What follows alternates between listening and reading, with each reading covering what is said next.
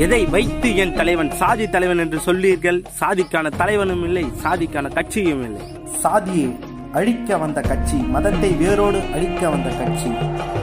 நீங்கள் எதை வைத்து கூறுவீர்கள் சாதி கட்சி என்று? நீங்கள் கூறுகின்றது அப்படி என்றால் டாக்டர் பீமாராவும் சாதிக்கான தலைவரா?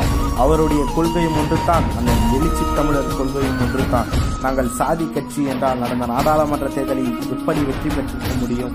ஒட்டுமொத்த தமிழர்களின் உரிமை குரலும் இவர்தான், தாழ்த்தப்பட்ட மக்களின் புரட்சி குரலும் இவர்தான். இந்த கோட்பாட்டிலும் கொள்கையிலும் வழிமாறாமல் இன்று வரையிலும் பயணித்துக் கொண்டிருக்கின்ற ஒரே தலைவன், ஒப்பற்ற தலைவன் என் அண்ணன் எழுச்சி தமிழர் தொல் திருமாவளவன் மட்டும்தான். முதலில் எங்கள் இலக்கு சாதியை ஒழிப்பது மட்டும்தான், எங்களின் கொள்கையும் அதுதான்.